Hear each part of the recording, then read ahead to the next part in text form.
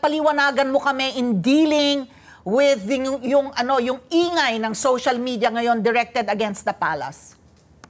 Yes, katulad ng sinabi nga natin, isa lang sa mangyayaring trabaho natin dito ay sagutin kung ano man yung mga fake news, especially about national issues ito.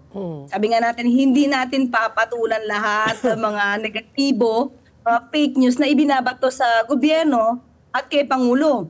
Otherwise, mauubusan tayo ng oras. Kung lahat ng mga vloggers nagbibigay ng fake news na alam naman natin na fake news, ay papansinin pa natin. Yung mga national issues na makaka-apekto mismo sa trabaho ng gobyerno at sa trabaho ng Pangulo. Oo. So, Yuse Claire, ito, no, nung naupo ka nung isang araw, ano yung mga hamon na po na mga linalabanan mo mga fake news? Kasi talagang talamak at alam pa natin na kampanya pa ngayon, eleksyon na po sa Mayo. So, talagang,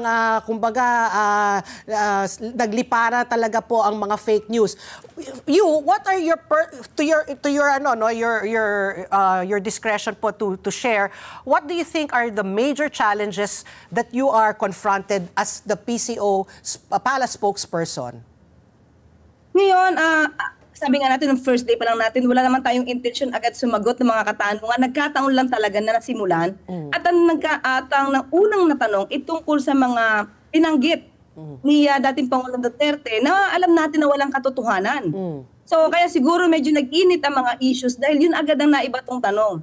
So, sa mga ibabato na mga kasinungalingan, laban sa pamahalaan at laban sa Pangulo, ito po ay ating unang-una, of course, we have to research, we have to validate, we have to verify, para po magkaroon ng magandang at intelihenteng pagtugon sa mga fake news na ito na ibinabato sa pamahalaan at Pangulo. Attorney Claire, bilang abogado, no, Yusek, at ito nga at merong ongoing na mga hearings, itong TRICOM, at pinapatawag po yung mga vloggers natin, yung mga social media influencers. At dahil ikaw ay abogado, alam mo na yung talagang enshrined, yung freedom of expression, malayang pamamahayag bilang broadcast journalist. At saka ito ngayon na gusto na magkaroon ng sort of regulation dahil tayo nga na mga nasa mainstream media, nananagot tayo sa news, sa hepe ng news department, sa hepe ng network, sa kapisanan ng broadcaster kung ikaw ay miyembro. So ikaw, where do you stand as far as freedom of expression at malayang pamamahayag vis-a-vis ito din ang kailangan din naman ng regulation dahil meron na talagang lines have been crossed na talagang may kalabasan din naman yung iba sa ating mga yung talagang pagmumura at paninirang puri at yung fake news nga, outright lies being spread. Where do you stand on the issue? Yes, actually, Miss Alina, imbitahan tayo. Nung pangalawang hearing dito sa TRICOM, naging resource person tayo dyan. At isa sa mga nasuggest natin ay magkaroon sana ng batas na magre-regulate. Isang separate na agency na siya magmo-monitor sa social media. Yung mga content creators.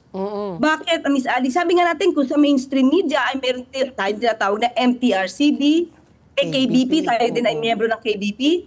Bakit hindi natin gawin sa social media? Ang importante rito, Miss Ali, is ma-distinguish.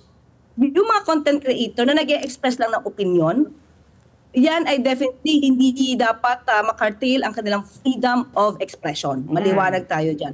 Pero iba po kasi ang estado ng mga ka-payroll at ng mga troll. Ayun. Ang ginagawa nila is hindi to express. Kung hindi magsasalita sila kasi bayad sila at ang sasabihin nila hindi naman galing sa puso't damdamin nila kundi kung ang dinidikta nung nagbabayad sa kanila. That's not freedom of expression. Let's get together. Sunnet 25. Sunnet 25.